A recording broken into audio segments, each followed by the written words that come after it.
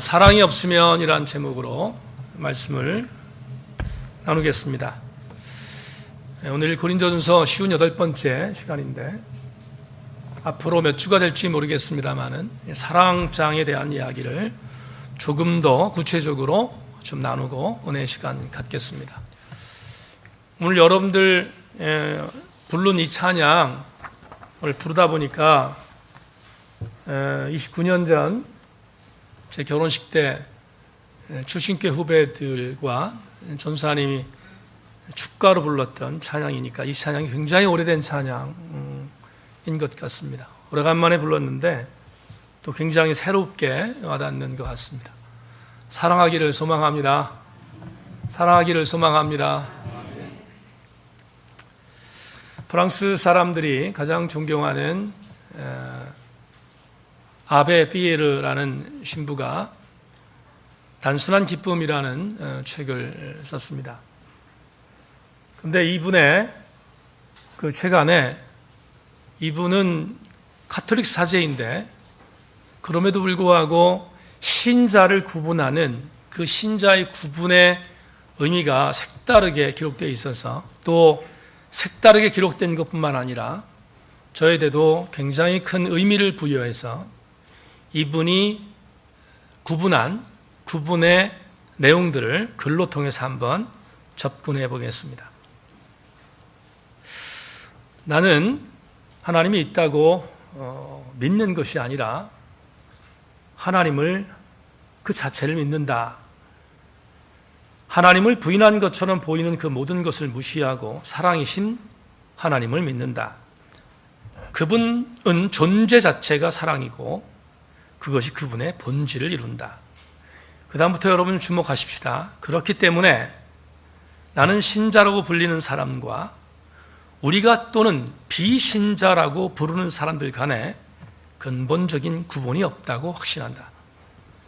자신을 숭배하는 자와 타인과 공감하는 자 사이에 구분이 있을 뿐이다.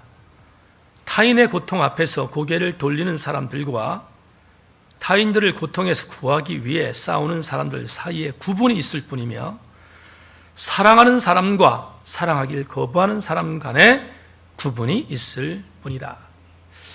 이렇게 썼습니다. 여러분, 이 아베 피에르 신부님은 엠마우스 공동체라고 하는 도시 빈민들을 위한 사회사업단체를 운영하는 대표자로서 사역을 했던 분이고 이분은 본인의 집을 개조해서 노숙자와 그리고 도시 빈민들에게 먹거리와 잠자리를 제공해 주는 프랑스에 있어서는 당대에 최고로 존경받는 캐톨릭 사제이기도 하지만 그분의 살아서의 족적이 전 세계에 파급돼서 지금은 전 세계의 44개국에 350여 단체가 엠마우스 공동체라는 이름을 갖고 도시빈민들을 섬기고 있고 우리나라에도 이 엠마우스 공동체는 존재하고 있습니다.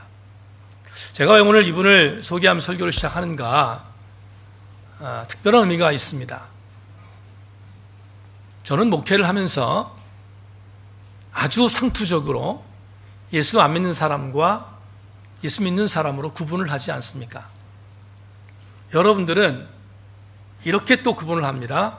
신자와 비신자라고 구분을 합니다. 그런데 아베 피에르는 그렇게 구분하지 않았습니다. 어떻게 구분했는가 하면 두 종류의 사람이 있다는 것입니다. 그의 지론에 의하면 나를 숭배하는 자와 타인의 고통을 공감하는 자 이렇게 둘로 구분을 하면서 조금 더 깊이 나를 숭배하는 자는 사랑하기를 거부하는 자고 타인의 고통을 공감하는 자는 사랑하는 자라고 구분했습니다. 그러면서 아베 피에르는 말합니다. 이 세상에는 두 종류의 사람밖에 없다는 것입니다. 사랑하려는 사람과 사랑하기를 거부하는 사람. 여러분, 기독교적인 개념으로 바라보면 받아들이기가 좀 쉽지 않습니다. 그런데 이 상투적인 언어로 그렇다는 거지요. 그런데 조금만 곱씹으면 아베피에르의 이 내용이 정말 가슴에 와 닿습니다. 오늘부터 여러분과 함께 사랑장을 공부하게 됩니다. 사랑장은 1절부터 13절까지밖에 안 되기 때문에 굉장히 짧은 하나의 본문 텍스트이지만 여러분에게 이 사랑장을 언제 끝날지에 대해서 제가 말씀드릴 수 없을 것 같습니다. 왜냐하면 하나하나의 단어를 놓칠 수가 없기 때문에 그렇습니다. 그런데 오늘은 여러분과 함께 사랑장으로 들어가기에 앞서서 아베피에르 신부의 말처럼 사랑하는 자와 사랑하기를 거부하는 자 두 종류의 사람밖에 없다는 것을 전제할 때 사랑이 얼마나 중요한 것인가를 이 본문을 통해서 함께 좀 공유하기 위하여 오늘부터 첫 번째 사랑에 대한 의미를 공부해 보자 합니다. 오늘 13장 1절부터 3절까지 말씀에 들어가기 전에 먼저 12장 31절을 한번 터치하겠습니다. 31절을 봅니다. 너희는 더욱 큰 은사를 사모하라. 내가 또한 가장 좋은 길을 너희에게 보이리라. 자, 여러분, 우리가 지난주에 신령감사주의를 제외한 나머지 이전에 12장의 은사장을 공부할 때 그때 공부했던 내용들을 조금만 더 복습해 보십시다. 고린도 교회는 14가지의 은사가 존재했음을 우리는 공부했습니다. 이 14가지 은사 중에서 각기의 은사는 다 아름다운 은사였고 공통분모는 이 은사를 성령님께서 주신 이유는 교회 공동체에 유익이 되도록 만들기 위한 선물인 것을 우리는 이미 공부했습니다. 여러분에게 임한 각종의 은사가 세인교회의 유익을 위하여 사용되어지는 귀한 은사이기를 주의 이름으로 축원합니다. 똑같은 의미로 고린도 교회는 14가지 은사, 물론 고린도 전서에 국한한 것입니다. 14가지 은사를 받고 교회를 사람들이 섬겼을 것입니다. 그럼에도 불구하고 고린도 교회는 은사 때문에 골치 아팠습니다. 여러 번 강조했지만 두 종류의 은사 때문에 골머리를 썩였습니다. 그 은사는 사랑장 13장을 다 마무리하고 다시 14장에서 공부하겠지만 방언과 예언입니다. 뒤돌아보면 한국 교회의 교회사도 결국은 은사 중심주의에 빠져 있었던 사람들이 성서적인 은사로 바르게 은사를 받은 것이 아니라 자기들이 만든 은사였던 방언과 예언의 은사로 인하여 심각한 내용을 겪었던 것을 부인할 수 없습니다. 한국교회에 수구적인 상당히 많은 교회들이 지금도 예언과 방언의 은사 때문에 많은 어려움이 있는 것이 사실인 것을 보면 고린도 교회의 예언과 방언의 은사가 문제가 됐다는 것은 어떤 의미로 바라보면 성서적으로 맥을 같이 하는 것 같습니다. 그래서 고린도 교회는 방언의 은사와 예언의 은사를 받은 일체의 다른 은사는 은사로 취급하지 않았고 방언과 예언 은사를 받은 것이 가장 탁월한 은사라고 고집하는 사람들 때문에 고린도 교회는 심각한 어지러움과 무질서 속에 존재했던 것을 우리는 이미 은사장의 설교를 통하여 살핀 적이 있습니다. 이것을 알았던 사도 바울이 은사장을 마무리하면서 대단히 중요한 한 구절을 남겼습니다. 그게 오늘 31절인데 이 방언과 예언의 은사 때문에 고통받고 있었던 고린도 교회 공동체를 향하여 에베소에서 바울이 이렇게 편지했습니다. 너희는 더욱 큰 은사를 사모하라. 내가 또한 가장 좋은 길을 너희에게 보일 것이다. 그렇다면 예언과 방언을 갖고 무소불위의 영적인 권력이라고 하는 말도 안 되는 것을 휘두르고 있었던 고린도 교회에 그들을 잠재우는 강력한 선포가 31절에 잠겨 있는데 31절에서 바울이 너희들이 지금 자랑하는 예언, 너희들이 지금 자랑하는 방언 가지고 떠버리지 말라는 것입니다. 그리고 도리어 더 큰 은사가 있는데 그 큰 은사를 사모하라는 것입니다. 이 은사를 사모하는 자는 가장 좋은 길을 가는 것임을 사도 바울이 우리에게 고지하고 있습니다. 그렇다면 그 좋은 은사가 뭘까? 그 큰 은사가 뭘까? 오늘부터 우리가 살피는 사랑이라는 은사입니다. 주지할 것은 고린도전서 13장에 나오는 사랑이라는 단어의 헬라어 원어는 단 하나도 아가페라는 단어 이외에 다른 것을 쓰지 않았다는 점에 주목해야 합니다. 여러분 성서에 우리 소그룹 성경 공부를 통해서 사랑은 4가지의 사랑이 있음을 공부하지 않았습니까?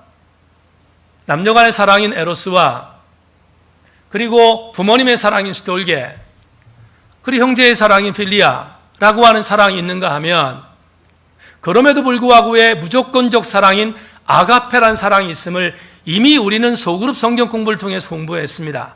주목할 것은 고린도전서 13장에 나오는 사랑이라는 단어는 굉장히 많은데 그 사랑 전체의 헬라어 단어는 아가페임을 주지해야 합니다. 왜 이것이 중요한가? 우리는 사랑이라는 은사를 말할 때 그 사랑은 아가페만을 의미하는 것을 여러분들이 기억하라는 것입니다. 그런데 오늘부터 여러분에게 조금 더 부연하겠습니다. 분명히 우리가 이미 고착화되어 있고 알고 있는 은사 중에 가장 좋은 은사는 사랑이라는 것을 알고 있지만 앞으로는 제가 몇 주 동안 이 13장을 공부할지 모르지만 앞으로는 은사 사랑을 이렇게 바꾸겠습니다. 사랑이라는 은사를 사랑하기로 바꾸겠습니다. 사랑하기라는 단어로 바꾼다는 것을 미리 알려드립니다. 오늘 13장으로 들어가겠습니다.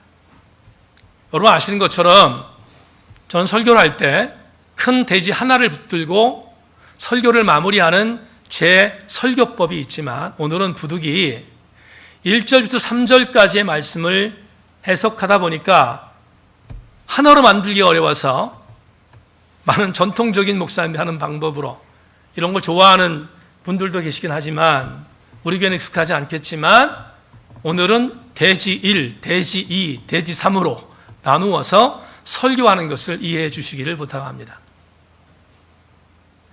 본문 1절을 보겠습니다. 본문 1절.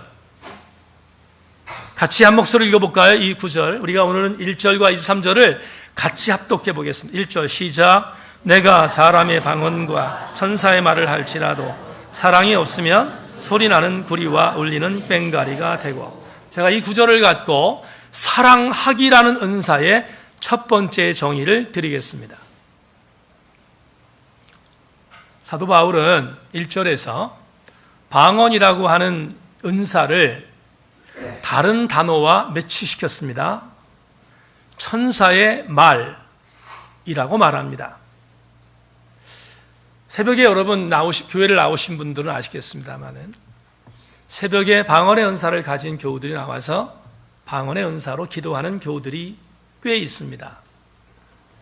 그런데 저는 개인적으로 방언의 은사를 갖고 새벽에 나와서 기도하는 그 기도의 식구들이 제가 무슨 기도하지 이게 아니라 그냥 들리는 겁니다. 여러분 제가 무슨 의도적으로 이렇게 알려고 하는 게 아니고 그냥 들리는 겁니다.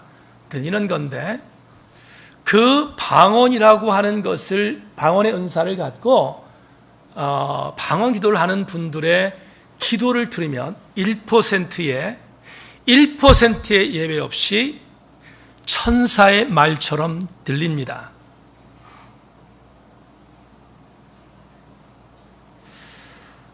우리 교회는 언제부터 이렇게 아멘들을 안 하죠? 여러분, 담임 목사가 새벽에 방언하는 교우들의 방언 기도를 들으면 천사의 말처럼 들린다니까요? 그런데 전제가 있습니다. 어떤 전제냐면 그 방언의 은사를 받은 지체가 고린도전서 12장의 방언의 은사를 설명할 때 주님이 주신 은사 방언입니다.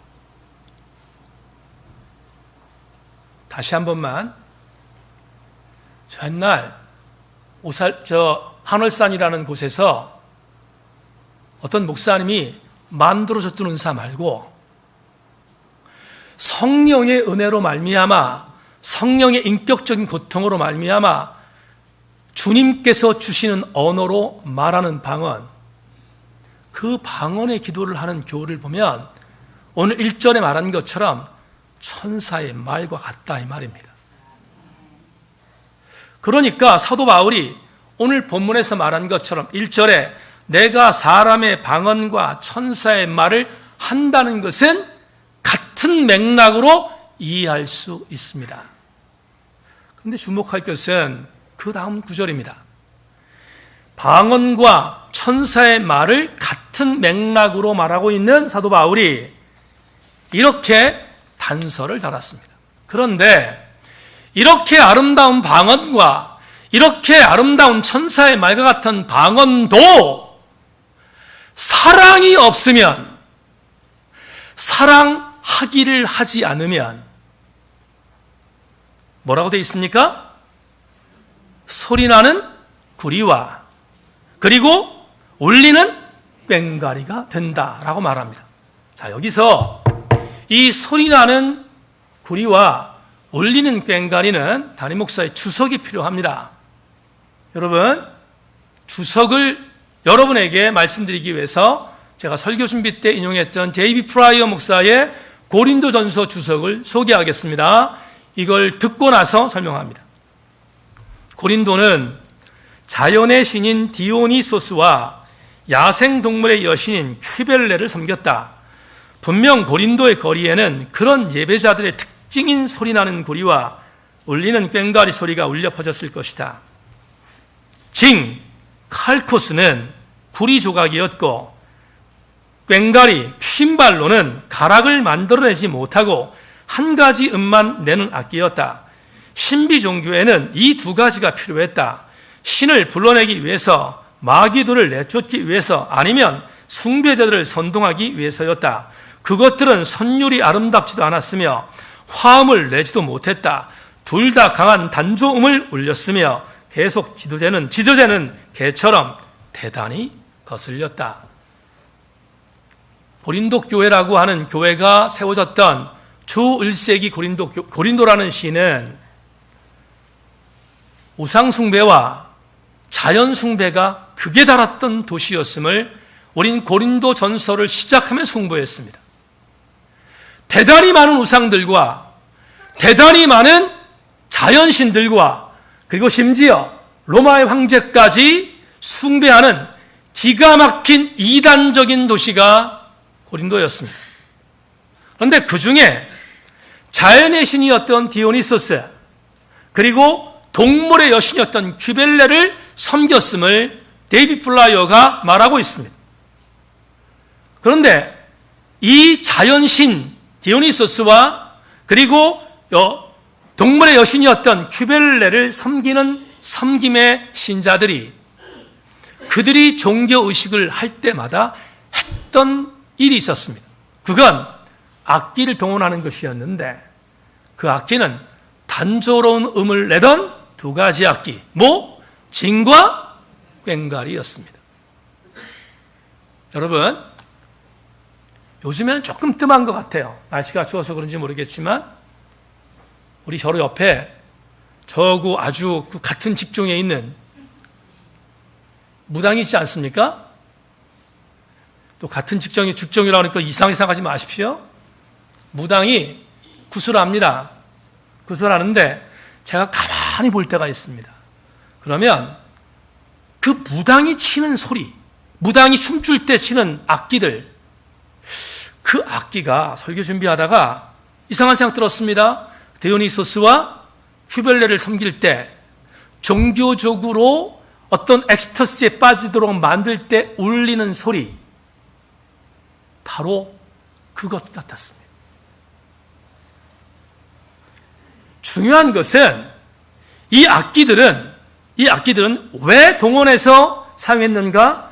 데이비 플라이어 목사가 말했던 그대로 이것입니다. 신을 불러내기 위하여, 마귀들을 내쫓기 위하여, 아니면 숭배자를 선동하기 위하여 사용하던 악기였다면,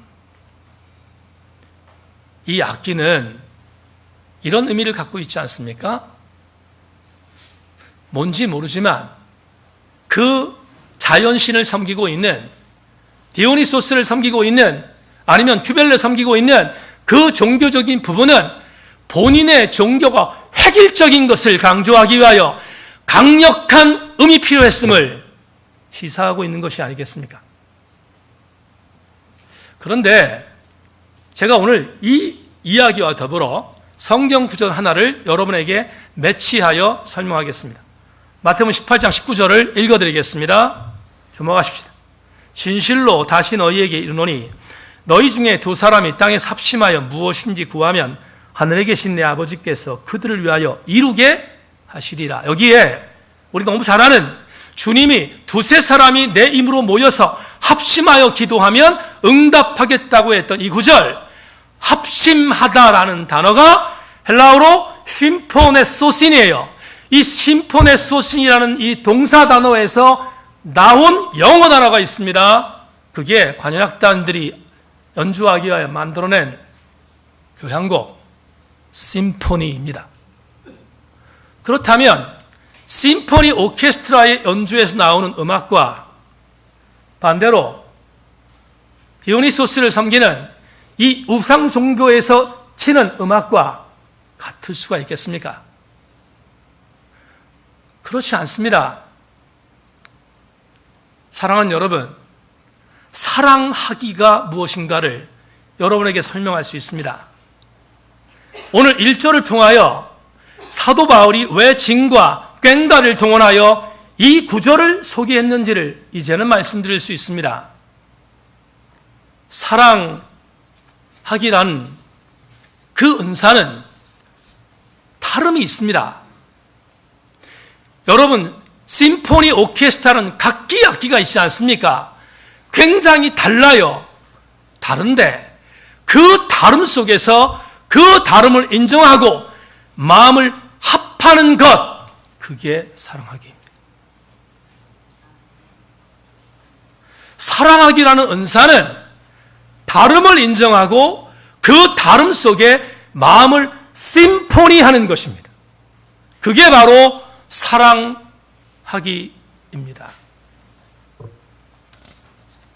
제천 세인교회 교우 여러분, 충청도가 고향인 우리 제천 세인교회의 충청도 출신의 교우 여러분, 전라도에서 올라온 우리 교회의 전라도 출신의 교우와 심포니 오케스트라를 만드는 것이 사랑하기이고, 저처럼 인천 짠물이 와서 설교를 해도 함께 은혜 받는 공동체가 되는 것이 사랑하기를 전제하는 것이고, 경상도에 있는 분이 와서 하나님의 교회 충청도에서 예배를 드릴 때 심포니 오케스트라를 연주하는 그 교회가 되기 위하여는 반드시 사랑하기가 전제됨을 기억하실 수 있기를 소망합니다. 우리 교회는 진 가지고, 우리 교회는 꽹과리 갖고 이것만 들으라고 강제하지 않는 교회, 사랑하기라는 은사를 함께 아우르는 교회, 우리 교회 성도 되기를 주의 이름으로 축원합니다. 둘째로 2절을 보겠습니다. 2절도 같이 한번 읽겠습니다. 시작. 내가 예언하는 능력이 있어 모든 비밀과 모든 지식을 알고 또 산을 옮길 만한 모든 믿음이 있을지라도 사랑이 없으면 내가 아무것도 아니요. 다 같이 아멘. 두 번째 2절을 함께 나누겠습니다. 여러분 2절도 담임 목사가 주석해야 될 부분이 있어서 집중해 주기를 부탁합니다. 여러분들이 2절을 그냥 읽었을지 모르겠지만 구조가 이렇습니다. 고린도 교회라는 교회 공동체가 방언하는 것 때문에 문제가 있다고 했습니다. 또 하나 뭐가 있었다고 했어요? 예언 때문에 문제가 됐다고 했습니다.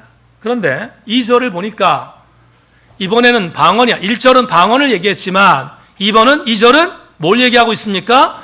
예언하는 능력을 말하고 있습니다. 예언의 은사를 말하고 있는데, 자 보십시다. 이 예언하는 능력에 포함되어 있는 것이 있습니다. 구절을 잘 보십시다.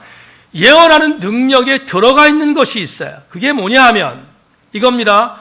모든 비밀과 모든 지식이라고 했어요. 그렇다면 지식이라는 단어의 방점을 좀 찍읍시다.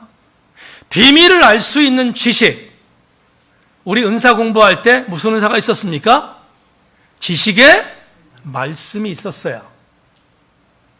지식의 말씀이라는 은사가 예언하는 능력 속에 있음을 바울이 인정한 것입니다. 두 번째, 그 다음 뭐가 나옵니까? 또 산을 옮길 만한 모든 뭐가 있습니까? 믿음이 있을지라도. 기억나십니까? 믿음은 신앙적인 결과가 아니라 뭐였어요? 은사였어요. 믿음이 은사였다고 기억나시지요? 믿음이 은사였습니다. 그러면 오늘 2절에서 사도 바울이 무려 3가지의 은사를 터치하고 있습니다. 예언, 지식, 그리고 믿음입니다. 이 3가지는 우리가 볼 때 어떤 의미를 갖고 있습니까? 대단히 중요한 구조가 있습니다. 지식과 믿음이 예언의 능력 속에 있습니다. 그렇다면 사도 바울이 이렇게 의도한 것은 다른 게 아니에요. 믿음이 예언의 능력보다 적기 때문에, 지식의 말씀이 예언의 능력보다 적기 때문이 아니라 지금 고린도 교회는 무슨 문제가 있었다고 했습니까? 방언과 예언 때문에 문제가 있다고 했어요.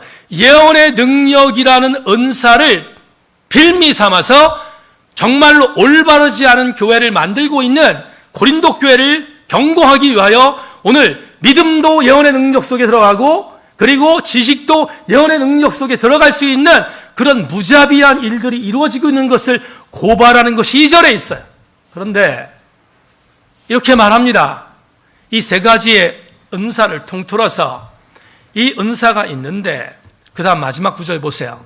1절과 비슷하게 사랑이 없으면 이번에 뭐라고 되어 있습니까? 내가 아무것도 아니라고 말합니다.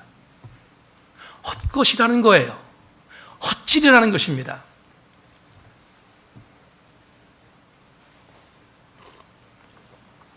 (1월)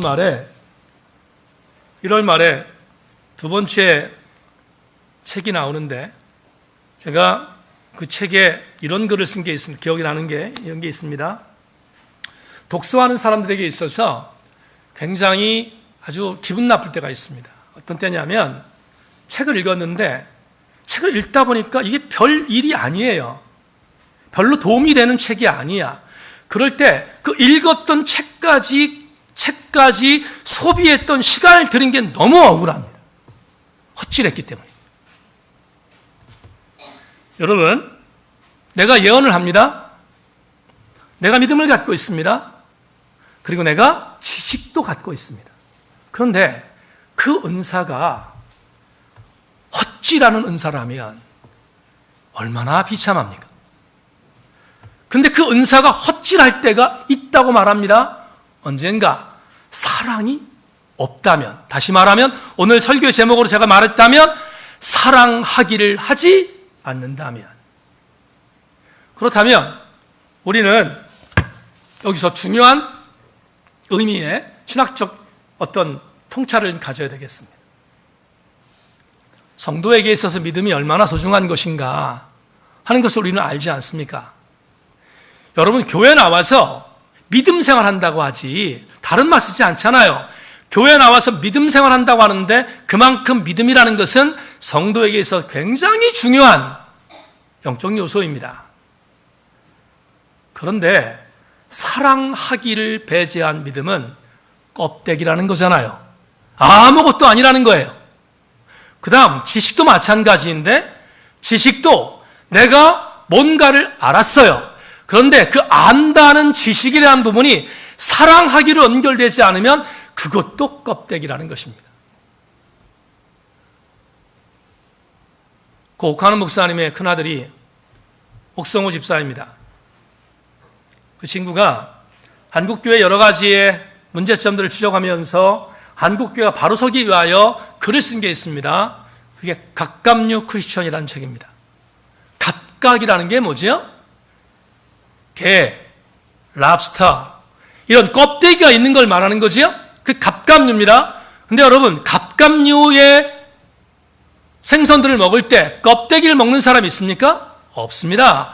그 안에 있는 속살을 먹지. 껍데기는 아무것도 아니에요. 버립니다. 껍데기는 우리한테 중요하지 않아요. 지금 여러분과 함께 나누고 싶은 것이 있는데, 믿음이라는 것, 지식이라는 것, 그리고 예언하는 것도 사랑하기가 전제되지 않으면 껍데기입니다. 조금 더 심한 말로, 사랑하지 않는 믿음, 사랑하지 않는 지식, 사랑하지 않는 예언, 포장입니다. 의미 없습니다. 신앙의 헛질입니다. 저와 여러분들이 오늘 두 번째 은혜를 얻게 됩니다. 여러분, 믿음과 예언과 지식이라고 하는 개념은 우리가 흔히 생각할 때 이렇게 생각합니다.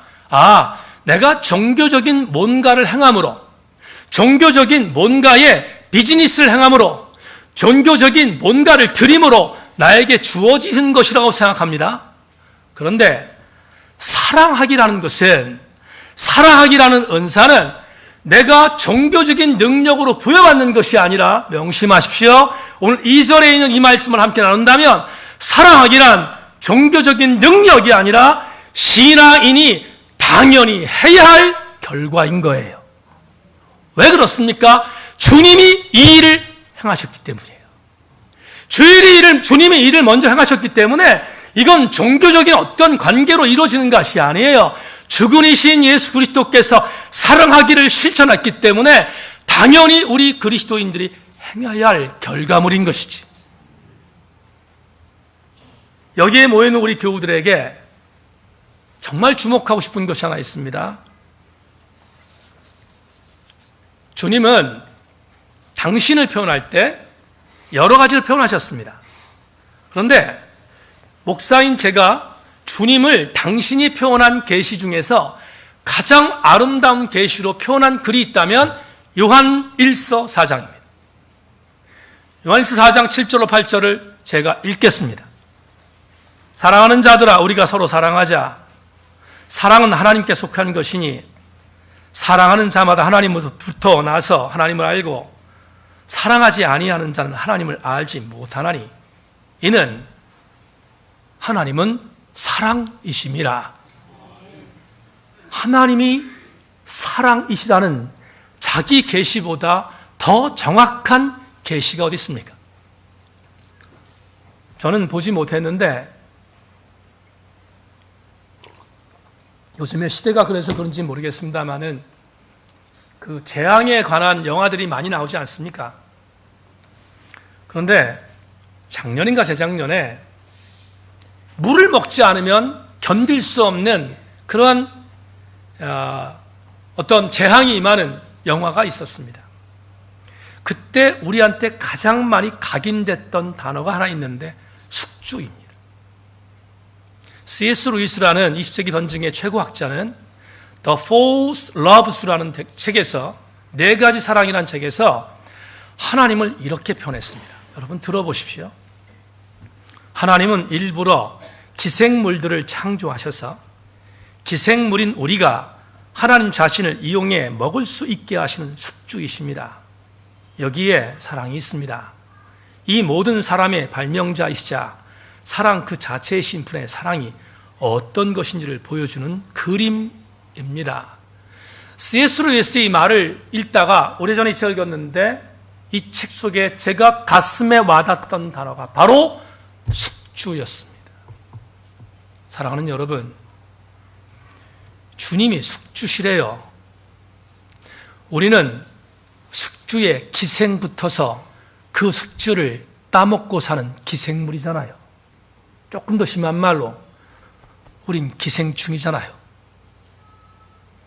그렇다면 기생충인 내가 숙주이신 하나님을 정의할 때 뭐라고 정의하는 게 옳습니까? 하나님은 뭐예요? 사랑이시지 않습니까?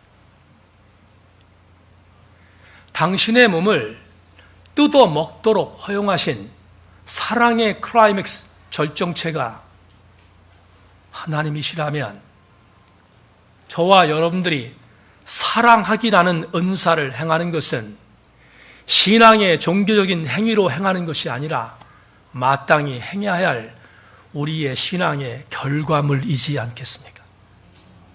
모쪼록 여기에 모여있는 우리 모든 교우들이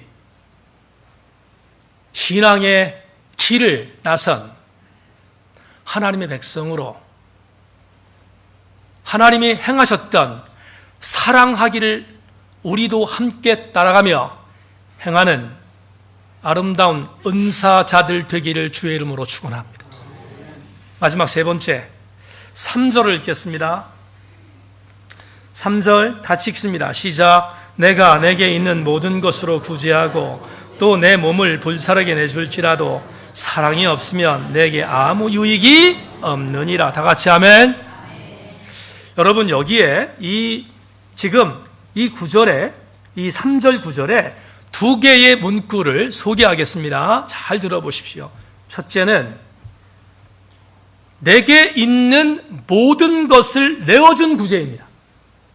내게 있는 모든 것을 내어준 구제. 다시 말하면 인색함으로 하지 않고 내 있는 것을 다 준 구제라는 뜻입니다. 그게 첫 번째 문구고요. 두 번째, 내 몸을 불사르게 내주는 것입니다. 철저한 자기희생입니다. 여지를 남겨두지 않는 철저한 자기희생입니다. 그렇다면 일부 예배도 얘기했지만 설교 준비를 하다가 조금 먹먹했습니다. 왜 먹먹했냐면 바울이 이것 갖고 트집 잡으면 안 되잖아요. 왜? 보세요. 내가 가지고 있는 것 중에 일부를 기부했어요. 구제를 위해서. 그러면 사람들이 그렇게 말합니다. 훌륭한 일 했어. 그럴 수 있어. 그렇게 말합니다. 일부를 기증했으면.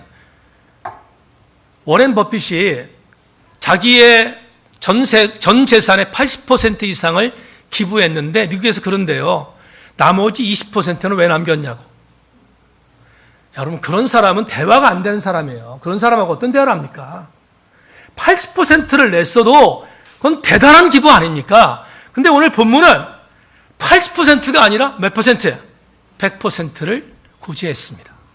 트집 잡을 게 없어요. 또 한 가지, 내 몸을 그냥 한 게 아니라 불사를 정도로 해냈다네? 그러면 이 내용은 뭐겠습니까? 철저한 자기희생이에요. 100%의 자기희생이라고요. 트집 잡으면 안 돼요. 근데 바울이 트집 잡잖아요. 3절에서 내가 내게 있는 모든 것으로 구제하고 또 내 몸을 불사르게 내줄지라도, 여기도 마찬가지 똑같은 단어가 나왔습니다. 사랑이 없으면 뭐라고 되어 있습니까? 아무 유익이 없느니라. 이 구절을 해석하는데 먹먹했어요. 왜냐하면 이 구절에 대해서 저에게 싹 들어오는 해석이 없었기 때문이에요. 주석을 봐도 별로 시원치 않았어요. 도대체 사도 바울이 이것과 이 정도 가지고 트집 잡으면 되겠는가? 100% 헌신했는데. 그러다가 고민하다가 원어 성경을 좀 봤어요. 원어 성경을 봤는데 원어 성경에서 오늘 설교에 대한 부분을 해석할 수 있는 실마리가 풀렸어요. 여러분, 고린도전서는 주 1세기에 쓰여졌습니다. 맞습니까? 주 1세기에 쓰여졌습니다. 그런데 주 3세기에 당시에 헬라 지방과 팔레스타인 지방에서 보던 헬라어 성경이 있습니다. 그 주 3세기 이후에 쓰여진 헬라어 성경은 현대어 헬라어 성경은 아니지만 그래도 고대 헬라어 성경보단 한결 세련된 헬라어입니다. 그런데 주 1세기에 고린도전서가 쓰여질 때 쓰여졌던 헬라어는 굉장히 촌스럽습니다. 그러나 정직합니다. 왜 말씀을 해드리는가? 여러분, 주 1세기에 쓰였던 헬라어 원어 사본과 주 3세기에 쓰여졌던 헬라어 원어 사본과는 달라요. 그런데 우리가 보는 이 고린도전서의 번역은 조금 세련된 주 3세기 이후에 여러 다로 사본들을 정했던 BHS라고 하는 조금 세련되어 있는 헬라어 사본을 번역한 거예요. 그런데 말입니다. 유일하게 표준세 번역 성경만큼은 촌스럽지만 주 1세기의 고대 헬라어 번역을 그대로 번역했어요. 제가 주 1세기에 번역한 헬라어 성경의 번역을 여러분에게 읽어드리겠습니다. 자막도 참고하십시오. 내가 내 모든 소유를 나누어 줄지라도 A, 내가 자랑삼아 내 몸을 넘겨줄지라도 사랑이 없으면 내게 아무런 이로움이 없습니다. 여기 A를 주목하세요. A. 다른 고대 사본에는 내가 내 몸을 불사르기 위하여, 이게 다른 사본에는 들어있다는 거예요. 그런데 이 다른 사본이 언제냐면 헬라어, 고대 헬라어 사본이에요. 그런데 일반적으로 세련된 사본에는 저걸 없애버렸어요. 중요한 것은 고대 헬라어 사본의 불사르게는 무슨 뜻이냐면 나타내기 위해서입니다. 여러분, 여기서 대단히 중요한 마지막 세 번째의 교훈을 얻겠습니다.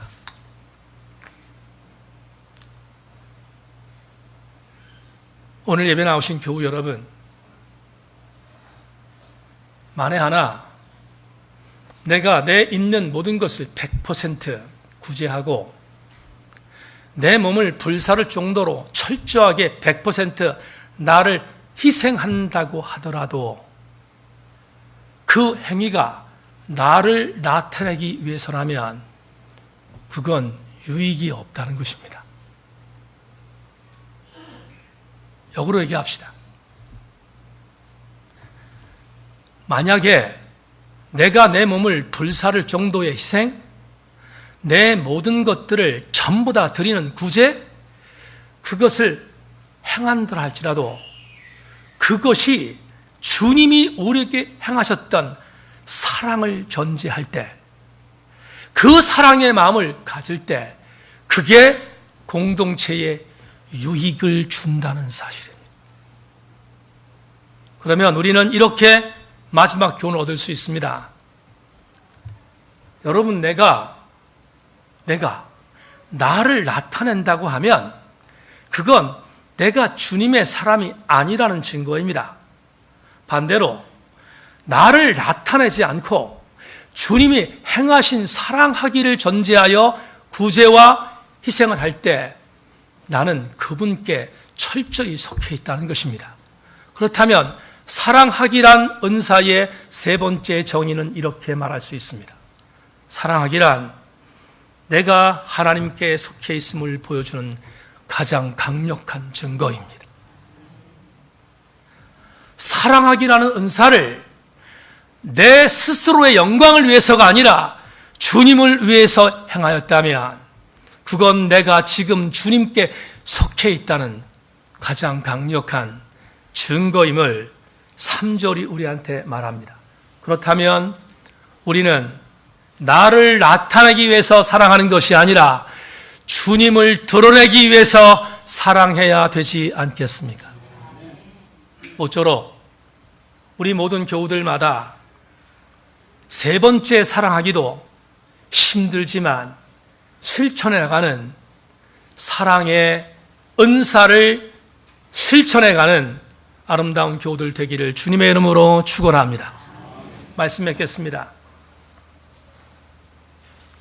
2000년 초반에 체게바라 평전이라는 책을 읽은 적이 있습니다.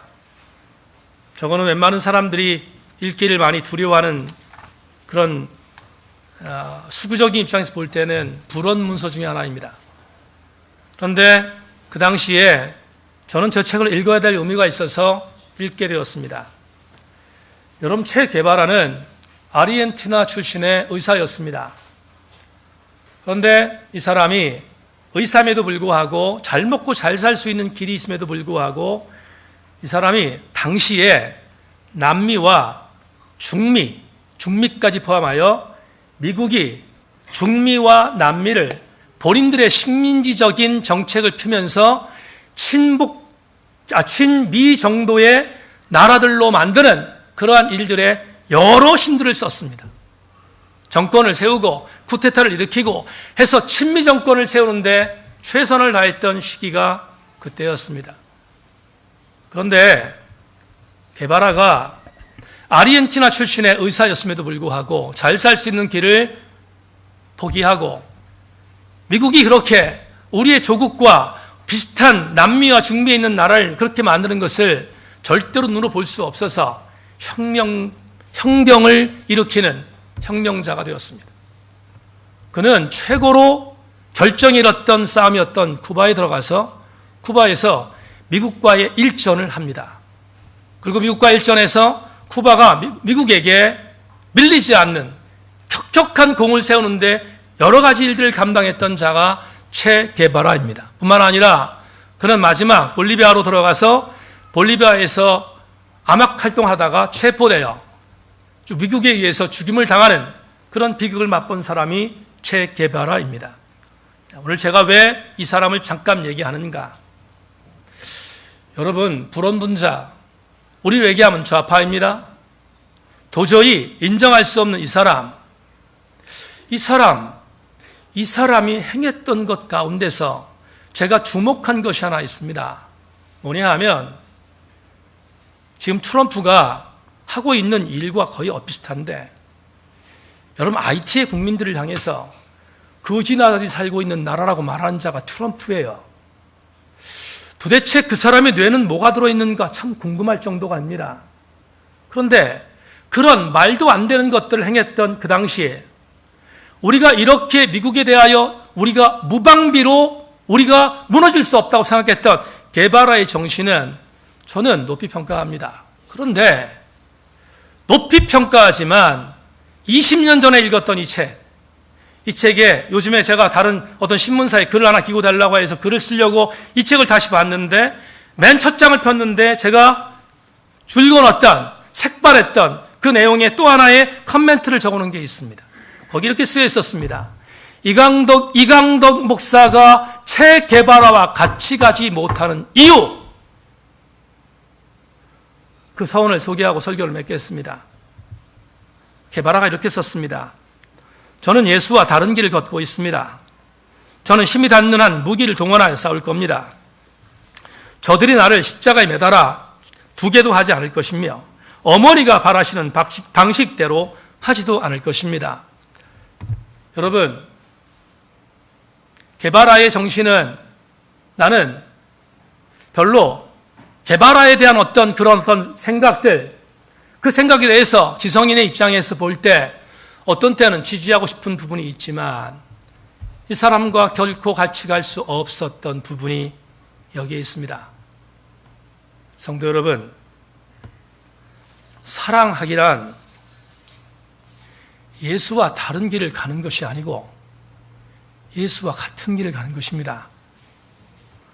사랑하기란 주님이 나에게 십자가에 매달리라고 말한다면 그 십자가 고통스럽지만 매달려 있는 게 사랑하는 것입니다. 게바라의 어머니가 독실한 가톨릭 신자로서 아들이 돌아오기를, 예수 그리스도에게 돌아오기를 원했다면 예수 그리스도에게 돌아오는 것이 사랑하기입니다. 미션이라는 영화를 보셨습니까? 미션 영화에서 멘도사가 포르투갈이 공격하여 자기들이 일어났던 파라과이의 아름다운 낙원을 무차별로 공격할 때 멘도사 수사가 우리도 무기를 들고 싸우겠다고 가브리엘 신부에게 말합니다. 우리도 절대로 여기서 포르투갈이 저렇게 군사력을 갖고 우리를 공격하는데 우리도 싸워야 되지 않습니까? 무기를 들어야 하지 않습니까? 공격하는 운동을 벌입니다. 원주민들을 동원해서 무기를 들게 했습니다.